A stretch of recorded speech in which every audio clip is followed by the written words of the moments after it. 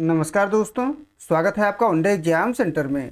दोस्तों, आज के वीडियो में हम लोग BS 6 सेमेस्टर ज्योग्राफी का जो पहला पेपर है जिसका नाम है ज्योग्राफी ऑफ इंडिया यानी भारत का भूगोल, इससे संबंधित 100 महत्वपूर्ण बहुविकल्पी प्रश्नों की प्रैक्टिस करेंगे। ये प्रश्न परीक्षा में बार बार पूछे जाने वाले प्रश्न हैं, तो परीक्षा देने जाने से पहले इन प्रश्नों को जरूर देख करके जाइएगा। चलिए बिना देर किए प्रश्नों की प्रैक्टिस शुरू करते हैं। आपका पहला प्रश्न है, भारत का दूरस्थ दक्षिणी बिंदु इंदिरा पॉइंट कहाँ स्थित है? तो इंदिरा पॉइंट जो है बड़ा निकोबार यानी कि ग्रेट निकोबार में स्थित है। तो सी ऑप्शन आपका पहले का सही हो जाएगा। दूसरा प्रश्न देख लेते हैं। इसमें आपसे पूछा गया है कि भारत का पूर्व से पश्चिम कुल विस्तार लगभग कितने किलोमीटर है? तो भारत का पूर्व से पश्चिम जो कुल विस्तार है वो लगभग 2933 किलोमीटर का है। तो बी ऑप्शन आपका दूसरे का सही हो जाएगा। तीसरा प्रश्न है, भारत के किस राज्य की तटीय सीमा सबसे लंबी है? तो तटीय सीमा सबसे लंबी जो है गुजरात की है। तो सी ऑप्शन आपका तीसरे का सही हो जाएगा। आगे बढ़ते हैं, चौथा प्रश्न देख लेते हैं। कर्क रेखा भारत के कितने राज्यों से होकर गुजरती है? तो कर्क रेखा भारत के कुल 8 राज्यों से होकर के गुजरती है। सी ऑप्शन आपका चौथे का सही हो जाएगा। आगे बढ़ते हैं, पांचवा प्रश्न देख लेते हैं। इसमें आपसे पूछा गया है कि भारतीय मानक समय की रेखा निम्नलिखित में से किस शहर के पास से होकर गुजरती है? तो प्रयागराज के नैनी से होकर के गुजरती है। बी ऑप्शन आपका पांचवे का सही हो जाएगा। छठा प्रश्न देख लेते हैं। दक्कन का पठार मुख्य रूप से किस प्रकार के लावा निक्षेप से निर्मित है? तो दक्कन का जो पठार है वो बेसाल्टिक लावा से बना हुआ है। तो बी ऑप्शन आपका छठवें का सही हो जाएगा। सातवां प्रश्न देख लेते हैं। इसमें आपसे पूछा गया है कि काराकोरम, लद्दाख और जास्कर पर्वत श्रेणियां मुख्य रूप से हिमालय के किस भाग के अंतर्गत आती हैं? तो ये जो पर्वत श्रेणियां हैं हिमालय के जो है ट्रांस हिमालय के अंतर्गत आती हैं। तो बी ऑप्शन आपका सातवें का सही हो जाएगा। आठवां प्रश्न देख लेते हैं। शिवालिक पहाड़ियों को हिमालय का कौन सा भाग माना जाता है? तो शिवालिक पहाड़ियों को बाह्य या उप हिमालय का हिस्सा माना जाता है। ए ऑप्शन आपका आठवें का सही हो जाएगा। नौवां प्रश्न है, पीर पंजाल और धौलाधर पर्वत श्रेणियां किस हिमालय का मुख्य हिस्सा हैं? तो पीर पंजाल और धौलाधर जो पर्वत श्रेणियां हैं वो लघु या मध्य हिमालय की हिस्सा है। तो बी ऑप्शन आपका नौवें का सही हो जाएगा। 10वां प्रश्न देख लेते हैं। इसमें आपसे पूछा गया है कि प्रायद्वीपीय भारत की पश्चिमी सीमा का निर्धारण करने वाली पर्वत श्रेणी कौन सी है? तो पश्चिमी सीमा का निर्धारण करने वाली जो पर्वत श्रेणी है उसको पश्चिमी घाट के नाम से जाना जाता है। ए ऑप्शन आपका 10वें का सही हो जाएगा। 11 नंबर प्रश्न देख लेते हैं। इसमें आपसे पूछा गया है कि अरावली पर्वत श्रृंखला की सबसे ऊंची चोटी कौन सी है? तो अरावली पर्वत श्रृंखला की जो सबसे ऊंची चोटी है उसको गुरु शिखर के नाम से जाना जाता है। बी ऑप्शन आपका 11 का सही हो जाएगा। 12 नंबर प्रश्न देख लेते हैं। पाल घाट दर्रा निम्नलिखित में से किन दो राज्यों को आपस में जोड़ता है? तो पाल घाट दर्रा जो है वो केरल और तमिलनाडु को जोड़ता है। सी ऑप्शन आपका 12 का सही हो जाएगा।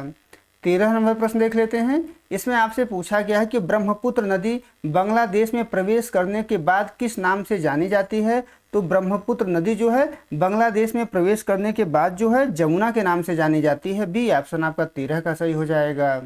14 नंबर प्रश्न है, सुंदरबन का डेल्टा निम्नलिखित में से कौन सी नदियां मिलकर बनाती हैं? तो सुंदरबन का जो डेल्टा है वो गंगा और ब्रह्मपुत्र नदी मिलकर के बनाती हैं। तो ए ऑप्शन आपका 14 का सही हो जाएगा।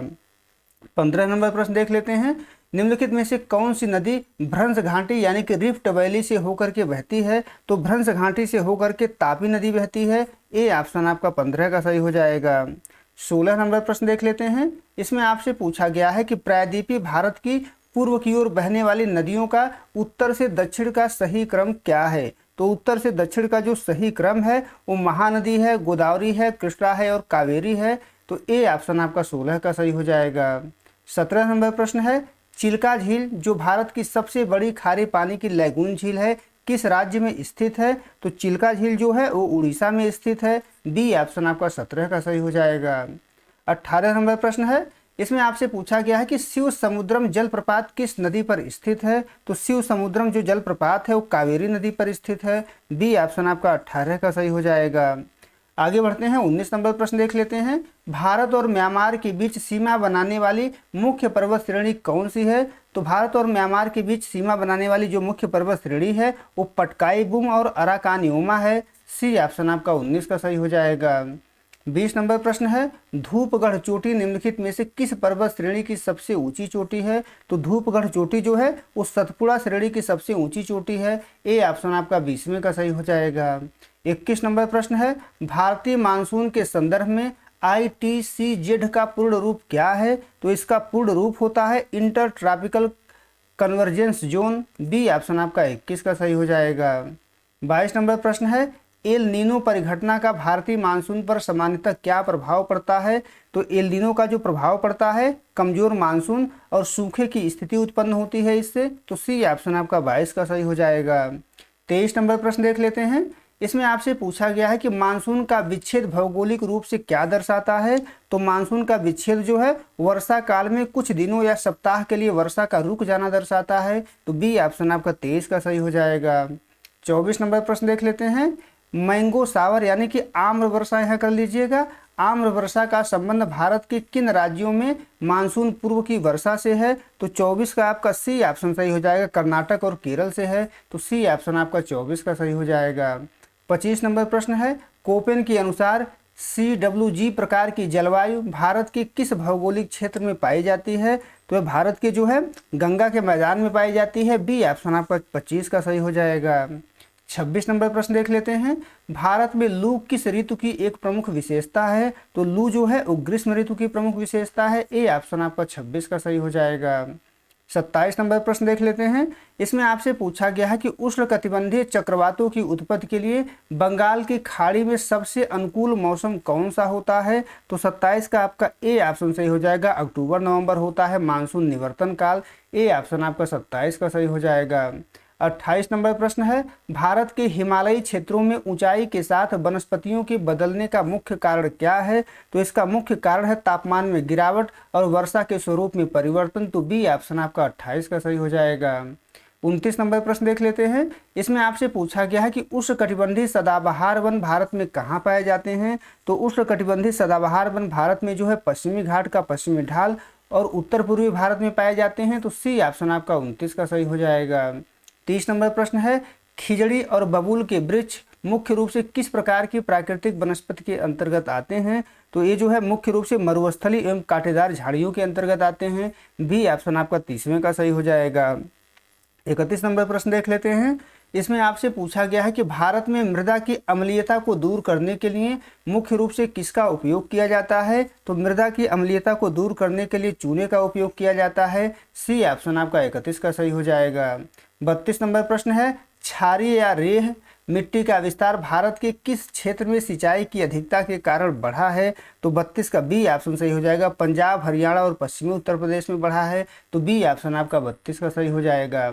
33 नंबर प्रश्न है, भारत में चंबल की घाटियों का निर्माण किस प्रकार के मृदा अपरदन से हुआ है? तो चंबल की घाटियों का जो निर्माण है वो अवनलिका अपरदन से हुआ है। ए ऑप्शन आपका 33 का सही हो जाएगा। 34 नंबर प्रश्न देख लेते हैं। पश्चिमी घाट के पूर्वी ढालों पर कम वर्षा होने का मुख्य भौगोलिक कारण क्या है? तो इसका जो मुख्य भौगोलिक कारण माना जाता है वो वृष्टि छाया क्षेत्र का होना माना जाता है। ए ऑप्शन आपका 34 का सही हो जाएगा। 35 नंबर प्रश्न है, भारत में भू उपयोग के अंतर्गत सबसे बड़ा प्रतिशत किस संवर्ग का है? तो सबसे बड़ा जो प्रतिशत है वो शुद्ध बोया गया क्षेत्र के अंतर्गत आता है। बी ऑप्शन आपका 35 का सही हो जाएगा। 36 नंबर प्रश्न है, राष्ट्रीय वन नीति के अनुसार देश के कितने प्रतिशत भूभाग पर वनों का होना आवश्यक है? तो देश के लगभग जो है 33% भूभाग पर वनों का होना आवश्यक है। सी ऑप्शन आपका 36 का सही हो जाएगा। 37 नंबर प्रश्न है, भाखड़ा नांगल परियोजना किस नदी पर निर्मित भारत की एक प्रमुख बहुउद्देशीय परियोजना है? तो भाखड़ा नांगल परियोजना जो है सतलुज नदी पर स्थित है। बी ऑप्शन आपका 37 का सही हो जाएगा। आगे बढ़ते हैं, 38 नंबर प्रश्न देख लेते हैं। भारत की सबसे लंबी सिंचाई नहर का नाम क्या है? तो भारत की सबसे लंबी सिंचाई नहर का नाम जो है इंदिरा गांधी नहर है। बी ऑप्शन आपका 38 का सही हो जाएगा। 39 नंबर प्रश्न है, जादूगुड़ा की खदानें किस महत्वपूर्ण खनिज के उत्खनन के लिए जानी जाती हैं? तो जादूगुड़ा की जो खदानें हैं वो यूरेनियम के लिए जानी जाती हैं। ए ऑप्शन आपका 39 का सही हो जाएगा। 40 नंबर प्रश्न देख लेते हैं। भारत के किस राज्य को अभ्रक के उत्पादन में एकाधिकार या अग्रणी स्थान प्राप्त है? तो अभ्रक के उत्पादन में सबसे आगे जो है आंध्र प्रदेश है। बी ऑप्शन आपका 40 का सही हो जाएगा। 41 नंबर प्रश्न देख लेते हैं।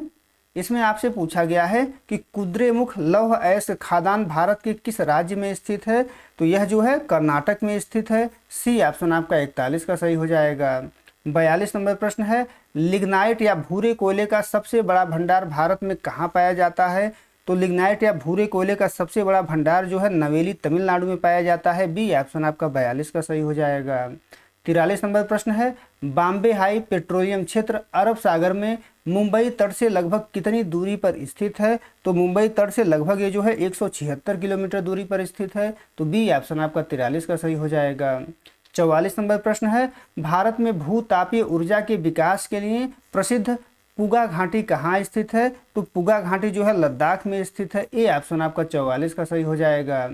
45 नंबर प्रश्न देख लेते हैं, भारत का पहला परमाणु ऊर्जा केंद्र कहाँ स्थापित किया गया था? तो भारत का पहला परमाणु ऊर्जा केंद्र जो है तारापुर महाराष्ट्र में स्थापित किया गया था। बी ऑप्शन आपका 45 का सही हो जाएगा। आगे बढ़ते हैं, 46 नंबर प्रश्न देख लेते हैं। इसमें आपसे पूछा गया है कि गैर पारंपरिक ऊर्जा के विकास के लिए भारत सरकार ने किस वर्ष नवीन और नवीकरणीय ऊर्जा मंत्रालय का गठन किया? तो 46 का सी ऑप्शन आपका सही हो जाएगा। 2006 में किया था। सी ऑप्शन आपका 46 का सही हो जाएगा। 47 नंबर प्रश्न है, भारत में प्रथम लौह इस्पात उद्योग की स्थापना कुल्टी पश्चिम बंगाल में किस नाम से हुई थी? तो बंगाल आयरन वर्कर्स के नाम से हुई थी। तो सी ऑप्शन आपका 47 का सही हो जाएगा। 48 नंबर प्रश्न देख लेते हैं। इसमें आपसे पूछा गया है कि राउरकेला इस्पात संयंत्र जो उड़ीसा में स्थित है की स्थापना किस देश के तकनीकी सहयोग से की गई थी? तो राउरकेला इस्पात संयंत्र की जो स्थापना है वो जर्मनी के सहयोग से की गई थी। बी ऑप्शन आपका 48 का सही हो जाएगा। 49 नंबर प्रश्न देख लेते हैं, विशाखापत्तनम इस्पात संयंत्र भारत का किस प्रकार का एकमात्र इस्पात केंद्र है? तो 49 का बी ऑप्शन सही हो जाएगा। पत्तन आधारित या तटीय इस्पात संयंत्र है। तो बी ऑप्शन आपका 49 का सही हो जाएगा। 50 नंबर प्रश्न है, भारत में विशाल पेट्रोकेमिकल्स उद्योग का सबसे बड़ा केंद्र किस राज्य में स्थित है? तो ए ऑप्शन सही हो जाएगा। गुजरात के जामनगर में स्थित है। तो ए ऑप्शन आपका 50वें का सही हो जाएगा। 51 नंबर प्रश्न है, हुगली औद्योगिक प्रदेश का मुख्य विकास किस कच्चे माल की उपलब्धता के कारण हुआ था? तो जूट की उपलब्धता के कारण हुआ था। बी ऑप्शन आपका 51 का सही हो जाएगा। आगे बढ़ते हैं, 52 नंबर प्रश्न देख लेते हैं। इसमें आपसे पूछा गया है कि उद्योगों के विकेंद्रीकरण का मुख्य लाभ क्या होता है? तो उद्योगों के विकेंद्रीकरण का जो मुख्य लाभ होता है क्षेत्रीय असमानता में कमी और संतुलित प्रादेशिक विकास होता है इससे। तो ए ऑप्शन आपका 52 का सही हो जाएगा। 53 नंबर प्रश्न है, भारत में नई औद्योगिक नीति की घोषणा किस वर्ष की गई थी जिसके बाद उदारीकरण की शुरुआत हुई? तो 1991 में की गई थी। ए ऑप्शन आपका 53 का सही हो जाएगा। आगे बढ़ते हैं, 54 नंबर प्रश्न देख लेते हैं। इसमें आपसे पूछा गया है कि भारत का पहला विशेष आर्थिक क्षेत्र मॉडल कहाँ स्थापित किया गया था? तो 54 का आपका बी ऑप्शन सही हो जाएगा। कांडला गुजरात में। बी ऑप्शन आपका 54 का सही हो जाएगा। 55 नंबर प्रश्न है, बेंगलुरु तमिलनाडु औद्योगिक प्रदेश का मुख्य रूप से किस प्रकार के उद्योगों के लिए प्रसिद्ध है? तो यह जो है मुख्य रूप से इलेक्ट्रॉनिक्स, सूचना प्रौद्योगिकी और वैमानिकी उद्योगों के लिए प्रसिद्ध है। बी ऑप्शन आपका 55 का सही हो जाएगा। 56 नंबर प्रश्न है, पर्यटन के विकास से स्थानीय स्तर पर किस क्षेत्र में सबसे अधिक वृद्धि होती है? तो 56 का आपका सी ऑप्शन सही हो जाएगा। रोजगार के अवसर और सेवा क्षेत्र में सबसे ज़्यादा वृद्धि होती है। तो सी ऑप्शन आपका 56 का सही हो जाएगा। आगे बढ़ते हैं, 57 नंबर प्रश्न देख लेते हैं। इसमें आपसे पूछा गया है कि डॉक्टर बी.एस. गुहा के वर्गीकरण के अनुसार भारतीय जनसंख्या में सबसे अंत में आने वाला प्रजाति समूह कौन सा माना जाता है? तो सबसे अंत में आने वाला जो प्रजाति समूह माना जाता है वो नार्किड है। बी ऑप्शन आपका 57 का सही हो जाएगा। 58 नंबर प्रश्न है, दक्षिण भारत की तमिल, तेलुगु, कन्नड़ और मलयालम भाषाएं किस भाषा परिवार के अंतर्गत आती हैं? तो द्रविड़ भाषा परिवार के अंतर्गत आती हैं। सी ऑप्शन आपका 58 का सही हो जाएगा। 59 नंबर प्रश्न है, भारत के उत्तर पूर्वी राज्यों जैसे नागालैंड, मिजोरम में मुख्य रूप से किस प्रजाति तत्व की प्रधानता पाई जाती है? तो यहाँ पर मुख्य रूप से मंगोलायड प्रजाति के लोग पाए जाते हैं। तो सी ऑप्शन आपका 59 का सही हो जाएगा। 60 नंबर प्रश्न देख लेते हैं, संथाल जनजाति मुख्य रूप से भारत के किस भौगोलिक क्षेत्र या पठार पर निवास करती है? तो संथाल जनजाति जो है छोटा नागपुर पठार पर निवास करती है। बी ऑप्शन आपका 60 का सही हो जाएगा।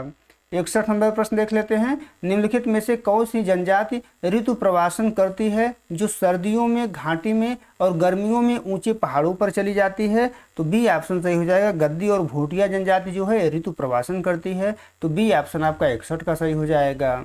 62 नंबर प्रश्न है, गोंड जनजाति का मुख्य निवास क्षेत्र भारत का कौन सा राज्य माना जाता है? तो गोंड जनजाति का जो मुख्य निवास क्षेत्र है वो मध्य प्रदेश और छत्तीसगढ़ माना जाता है, तो ए ऑप्शन आपका 62 का सही हो जाएगा।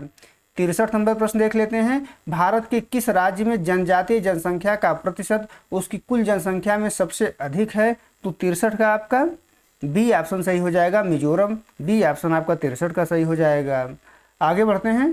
64 नंबर प्रश्न देख लेते हैं। इसमें आपसे पूछा गया है कि भारत का कौन सा क्षेत्र भाषाई और सांस्कृतिक विन्यास की दृष्टि से सबसे जटिल और विविध माना जाता है? तो उत्तर पूर्वी भारत माना जाता है। ए ऑप्शन आपका 64 का सही हो जाएगा।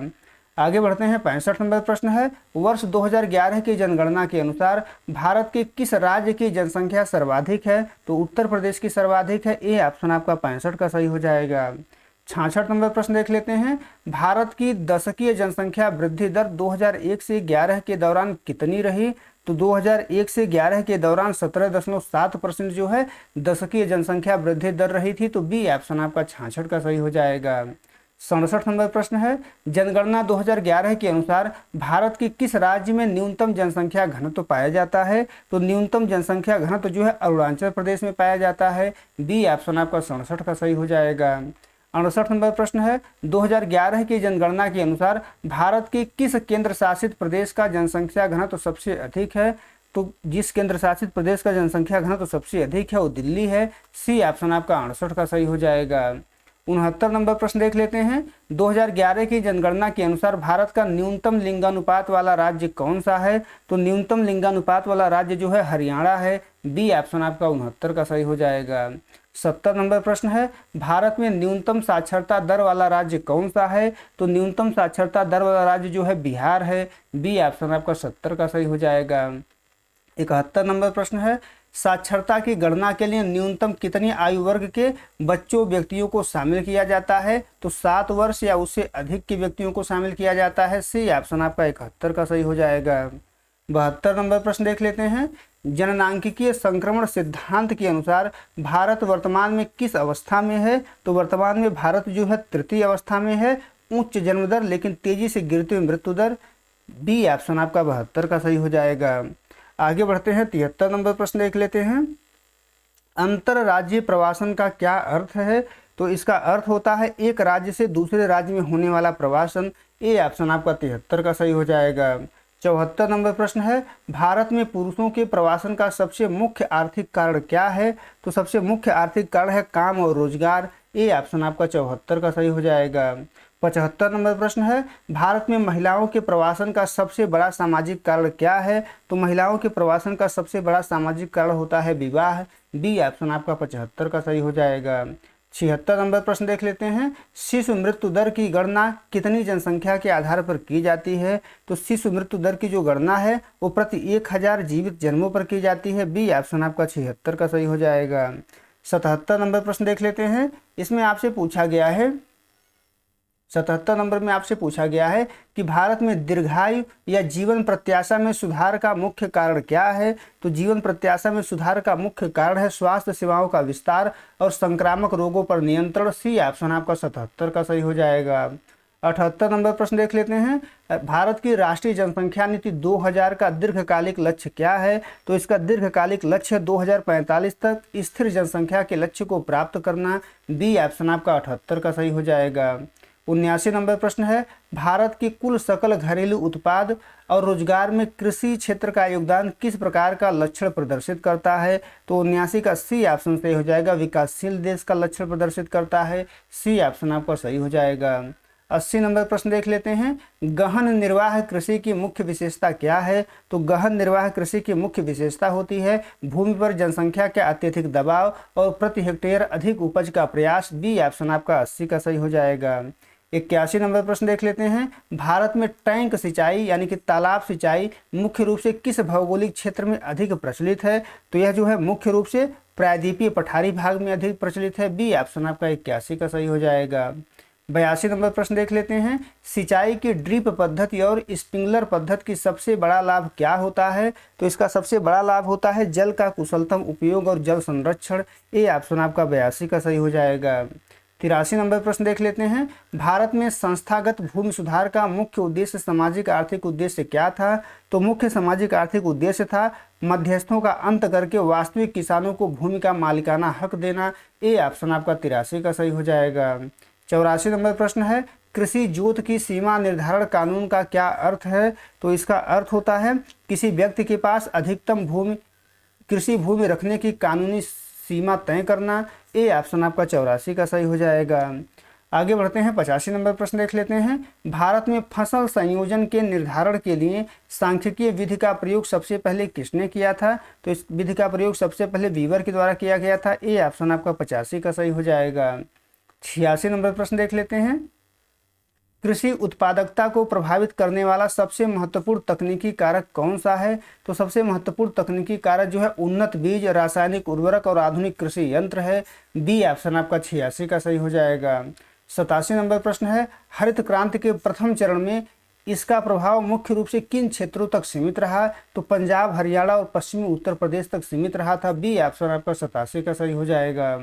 88 नंबर प्रश्न है, हरित क्रांति के कारण निम्नलिखित में से किस फसल के उत्पादन में रिकॉर्ड वृद्धि दर्ज की गई, जिसे गेहूं क्रांति भी कहा गया? तो गेहूं की फसल में बी ऑप्शन आपका 88 का सही हो जाएगा।